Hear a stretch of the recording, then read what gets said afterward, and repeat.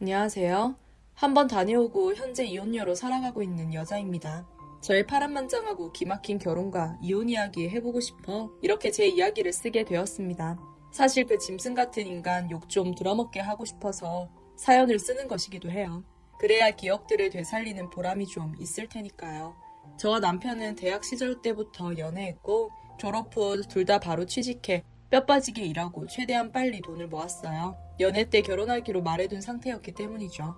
이미 서로 결혼을 약속한 사이였기 때문에 자금만 충분히 준비해두면 일사천리로 진행될 결혼이었습니다.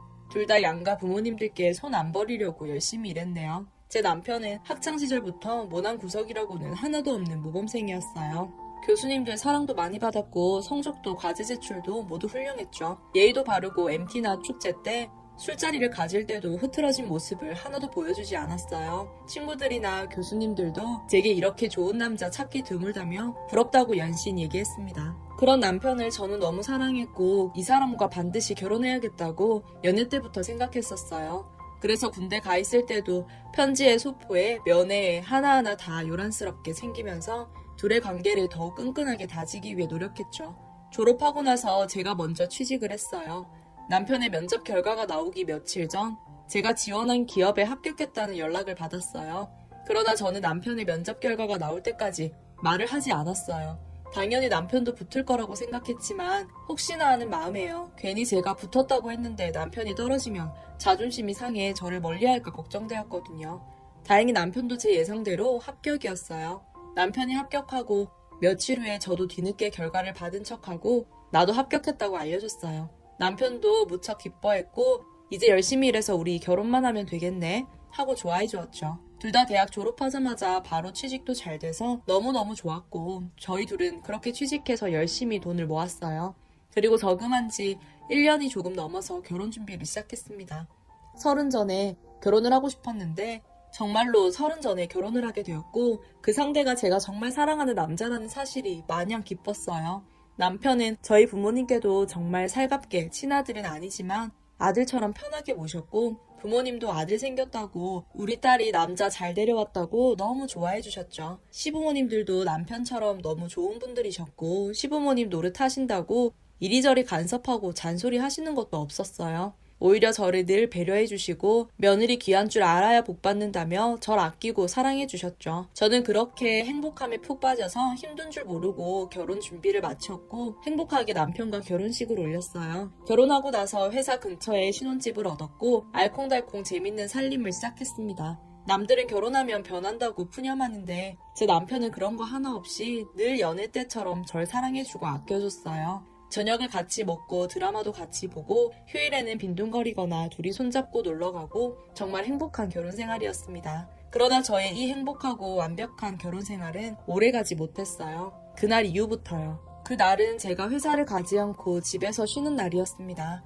저희 회사 사장님이 결혼 기념일이라고 전 직원들 다 쉬라고 하시고 사모님과 여행을 가셨거든요. 저는 이게 웬 떡이냐 하고 집에서 그냥 퍼질러졌죠.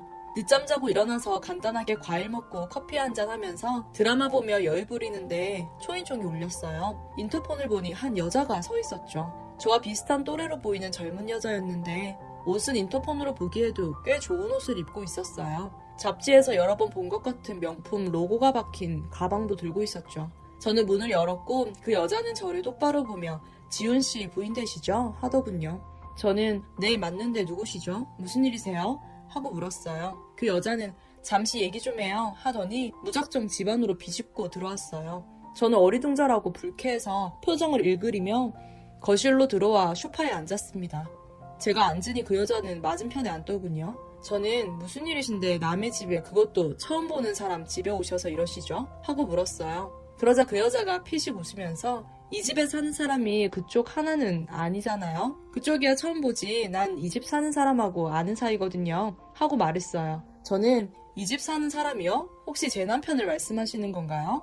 제 남편과 아는 사이세요? 하고 물었고 그 여자는 한 번 더 비웃는 듯 웃더니 당연히 알죠. 우리 아들 아빠인데 하고 말하더군요. 저는 순간 번개를 맞은 것 같은 기분이 들었어요.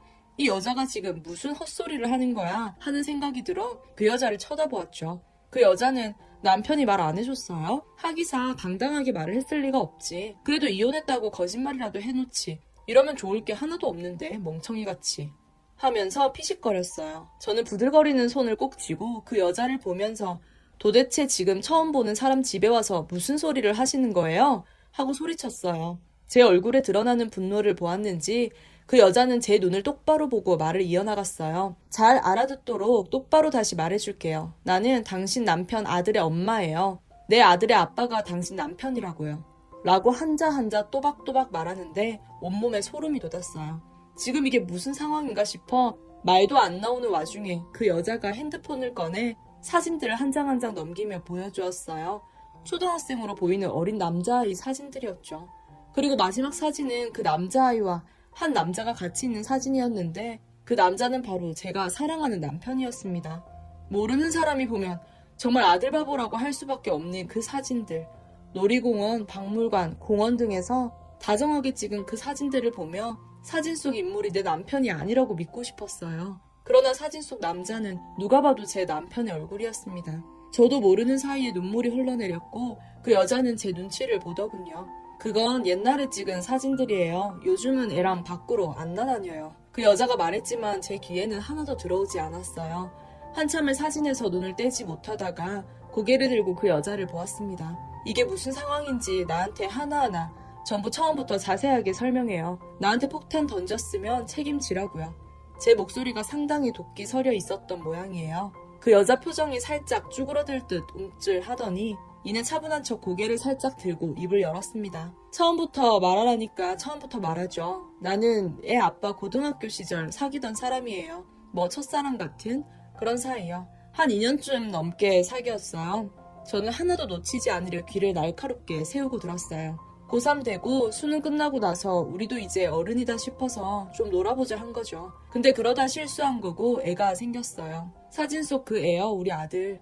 둘 다 낳자고 했는데 우리 엄마 아빠가 반대했어요. 애 아빠는 책임지겠다고 했는데 화가 나도 궁금증은 생겨서 무의식적으로 왜요? 하는 질문이 튀어나왔어요. 내 입으로 말하긴 뭐하지만 우리 집이 좀 많이 잘 살거든요. 부모님 귀중에는 애 아빠가 성에 안 찼던 거죠. 근데 어린 마음에 반항하고 죽어도 애는 낳겠다고 버텼어요. 그래서 그렇게 된 거죠. 헤어지긴 했는데 애 아빠는 정기적으로 애도 보고 때가 되면 제가 말을 끊었어요. 양육비도 보내주고요. 그 여자는 고개를 끄덕였죠. 저는 밀려드는 이 배신감에 어쩔 줄을 몰랐어요. 사실 우리 집 형편으로 혼자 애 충분히 키울 수 있는데 근데 애 아빠 부모님들이요. 어르신들이 어찌나 대쪽 같으신지 무조건 양육비는 줘야 한다고 저는 그 순간 한 번 더 무너졌습니다. 어머님 아버님이 다 알고 계신다고요? 처음부터 지금까지 쭉? 그 여자가 당연하다는 듯 눈을 동그랗게 떴어요. 네, 뭐 얼굴도 몇 번 보신 적 있고 그분들도 화는 내시긴 했는데 그래도 인성이 바르시잖아요. 손주라고 챙겨주시고 그러셨죠. 가끔 애랑 연락도 하시고요. 모두가 나를 속였다. 머리에 남는 말이었어요. 그런데 그렇게 잘 사는 집 여자분이 왜 이제 와서 저를 찾아와 이 얘기를 하시는 이유가 뭐예요? 양심이 찔리기라도 하셨어요? 저는 이제 눈물을 닦지도 않고 따져 물었어요. 그 여자는 저를 측은한 눈길로 보더군요. 그것이 더 분했죠. 고등학교 시절 첫사랑이었고 솔직히 이젠 사랑이란 감정도 없어요. 그냥 내 아들 아빠죠. 근데 그 남자가 얼마 전에 저한테 와서 그러대요. 이제 아이한테 안 오겠다고요. 지금 아내를 너무 사랑해서 이대로 숨기고 애 만나기 죄책감 든대요. 원하면 왕육비는 계속 보내겠지만 자기 부모님도 그렇고 애랑 교류는 끊고 싶다고요. 자기도 아이를 가질 거고 그 아이랑 와이프한테 충실하고 싶다고 그러대요. 말했다시피 난 이제 사랑 같은 감정 없어요. 그런데 나는 엄마예요. 내 아들 엄마. 내 아들은 아기 때부터 그 사람을 아빠라고 부르면서 자랐는데 이제 와서 아빠를 못 만나 찾지 마 그러라고요? 절대 못하죠. 내가 지금 당장 만나는 사람이 있는 것도 아니고 우리 애가 받게 될 충격은 생각도 안 하더라고요. 그 남자가. 그쪽을 사랑하긴 하나 봐요. 엄청난 비밀을 숨기고 결혼했는데도요. 암튼 그래서 말하는 거예요. 나나 그 사람이나 당신 때문이 아니라 우리 아들을 위해서 그 여자는 말을 마치고 나서 제 눈치를 살짝 살피는 듯 했어요. 저는 한참 동안 말을 못 꺼냈고 그저 복잡하게 돌아가는 머릿속만 헤집었죠. 한참 뒤 저는 그 여자에게 우선 나는 지금 당신이 미치도록 밉지만 모든 이야기와 사실을 말해줘서 고맙네요. 남편과 얘기할 거예요. 그런데 당신이랑 당신 애 문제는 당신이 해결해요. 난 지금 내 문제만큼으로도 머리 터질 것 같으니까 내 애도 아닌 애 문제까지 신경 쓰이게 하지 마세요. 라고요. 여자는 제 서늘한 목소리에 흠칫하더니 이내 알겠어요. 혹시 연락할 일 있으면 해요. 하고 본인의 명함을 내려놓고 자리에서 일어나 집을 나갔어요. 그 여자가 나가고 한참 후에야 그 명함을 바라보며 소리 없이 주저앉아서 울었습니다. 믿었던 남편과 세상 어디에도 없는 분들이라고 생각했던 시부모님, 그 모두가 저를 속이고 기만했던 거였어요. 내 인생을 뒤집어 놓는 그 여자가 미웠습니다.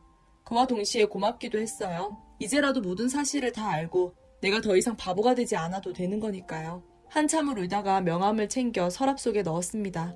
그리고 아무것도 하지 않고 소파에 기대 앉아 있었어요. 저녁이 오고 남편의 퇴근 시간이 되었고 남편은 퇴근을 했어요. 늘 그렇듯이 나 왔어 하며 환하게 웃으면서 들어오더군요. 저를 늘 기쁘게 했던 저 미소가 이제 더 이상 순수한 미소로 보이지 않았어요. 두 얼굴을 가진 악마 같은 얼굴로 보였죠. 남편은 제 얼굴을 보더니 살짝 놀라더군요. 당연하겠죠. 그렇게 울었는데 얼굴이 이상한 게 정상이죠. 남편은 저를 보고 무슨 일 있어? 얼굴이 왜 그래? 운 것 같은 얼굴인데? 하며 다가왔어요. 저는 말없이 남편 얼굴을 쳐다보다가 서랍을 열고 명함을 꺼냈습니다. 참 신기해 자기야. 나는 살면서 내가 드라마 주인공이 돼볼 줄은 몰랐는데 근데 하필 내가 불쌍한 역이더라. 제 말을 이해하지 못했는지 남편이 고개를 갸웃거렸어요. 저는 표정을 싹 굳히고 남편 눈앞 정확히 눈앞으로 그 여자의 명함을 올려서 보여주었습니다. 남편은 이게 뭔가 하는 눈으로 명함을 보다가 이내 얼굴이 사색이 되더군요. 이거 뭐야? 아니 이 여자 만났어? 이거 어디서 났어? 무슨 얘기를 들은 거야? 제 팔을 붙잡고 정신 나간 사람처럼 묻는데 태어난 척 했지만 제 속은 또 한 번 무너지고 말았습니다. 변명도 해명도 하나 나오지 않고 곧바로 저런 반응이 나오는 걸 보니까 정말 제가 돌아버릴 것 같더라고요. 그래도 이 악물고 정신줄 붙들고 말을 이어나갔습니다. 자기 참 좋은 아빠였더라. 놀이공원 같은데 시끄러워서 잘 안 가더니 한창 시끄러울 어린애 데리고 그 시끄러운 데를 잘도 갔네. 참 대단해. 이런 게 부성애란 건가 봐. 안 그래? 제 말에 남편은 정말 정신 나간 사람처럼 몸을 덜덜 떨기 시작했어요. 여보, 내가 다 설명할게. 내 말 좀 들어줘. 계속 숨길 건 아니었어. 정말이야. 나는 그냥 그럼 애가 성인 되면 말하려고 그랬니? 내가 사실 당신 몰래 애를 낳았는데 이렇게 잘 자랐어 하고? 아니면 우리가 애 낳으면 그 애한테 생일 선물로 네 형이다 하고 얘기할 생각이었니? 참 대단하셔. 남편은 이제 거의 울 지경이 되어서 제 앞에 무릎을 꿇었어요. 그 모습 참 비굴하니 볼만하더라고요. 정말 미안해. 어린 시절 실수였어. 그때 걔가 자기 집은 형편 넉넉하니까 혼자서 애 키울 수 있다고 걱정 말라고 해서 그때 헤어진 거 맞아. 걔한테 딴 마음 없었어. 지금도 그렇고 그냥 난 단지 어쨌든 내 애니까 그래서 기가 차 웃음밖에 안 나오는 변명이었습니다. 저는 거침없이 말을 이어나갔어요. 어머님 아버님도 알고 계셨다더라. 결혼 전에 나를 보고 무슨 생각을 하셨을까? 아무것도 모르고 좋아서 헬렐레 하는 내가 얼마나 우습고 멍청해 보이셨을까? 두 분도 참 대단하셔. 혹시 그 여자 집 부잣집이라서 인연 끊지 말고 잘 비비라고 하셨니? 육아 참여하면 수급이라도 좀 받을 수 있을까봐. 저도 놀랄 정도로 거침없이 말이 술술 나왔고 남편의 얼굴은 영혼이 점점 빠져나가고 있었습니다. 말을 하면서 제 머릿속에도 그간의 남편과 함께했던 시간들이 스쳐 지나가더군요. 그건 이제 마지막이라는 안타까움 같은 게 아니라 그 모든 시간 동안 철저히 저를 속였다는 배신감으로부터 비롯된 것이었어요. 당신 그 여자한테 그랬다며? 날 사랑하고 나랑 애 가지고 싶으니까 당신 아들 이제 안 보겠다고. 그럼 내가 좋아할 줄 알았니?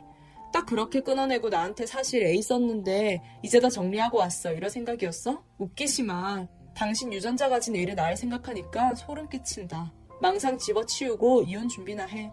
제 말에 남편은 제 다리를 붙잡고 울면서 제발 이혼만큼은 말아달라고 빌기 시작했어요. 자기가 살면서 정말 다 갚겠다고요. 집과 차 등 모든 재산도 제 이름으로 돌리겠다고 했지만 제 마음에는 변함이 없었습니다. 울며 붙잡는 남편에게 내 몸에 더 이상 손대면 폭력으로 고소할 거라고 으름장을 놨어요. 남편을 그렇게 떼어내고 저는 방으로 들어가 큰 캐리어 가방에 옷과 짐들을 챙겨 넣고 나와 밖으로 나갔습니다. 뒤에서 남편이 소리쳐 부르는 소리가 들렸지만 돌아보지도 않았어요. 밖으로 나가니 갑자기 서글퍼져서 눈물이 나더군요. 갈 곳을 생각하니 가장 먼저 친정이 생각났는데 부모님이 아시면 쓰러지실 것 같았어요. 염치불구하고 2달 전에 결혼한 남동생의 신혼집으로 갔습니다. 다행히 올케가 참 착한 사람이에요.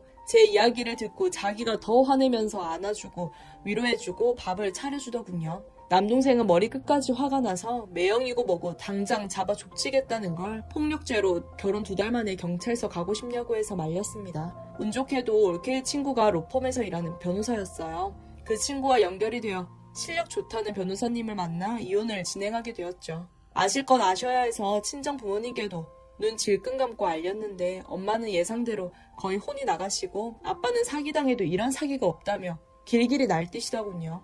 이혼 소장을 보내고 한 2주일 만에 남편을 다시 만났습니다. 저는 변호사님과 친정 아빠와 나갔고 남편은 시부모님과 왔더군요. 저를 보자마자 시부모님은 고개를 푹 숙이시며 정말 미안하다고 사과하셨지만 제가 말하기도 전에 아빠가 먼저 선수를 치셨어요. 분노가 가득한 목소리셨죠. 사돈, 아니 이제 사돈도 아니지. 당신네들은 아들내미랑 짜고 내 딸 철저하게 속인 거요. 그동안 내 딸 그렇게 기만하면서도 며느리 노릇 다 받아 처먹었을 생각하니까 내 피가 거꾸로 솟는 기분이요. 딸에는 위자료 필요 없다고 그냥 빨리 이혼시켜달라고 하는데 난 달라요. 우리 딸 인생 갖고 논 값은 확실히 치를 테니 그리 아셔. 아빠 말씀이 맞긴 했어요. 저는 그냥 빨리 이혼하고 싶으니까 위자료 가지고 진흙탕 싸움하는 일은 안 만들고 싶었거든요. 그런데 아빠가 워낙 완공하게 나오셨어요. 돈 욕심이 아니라 내 딸 이제 이혼녀로 살아야 하는데 그 딱지 붙는 값은 받아내겠다고요. 네가 싫으면 아빠가 다 알아서 하시겠다고 하셨습니다.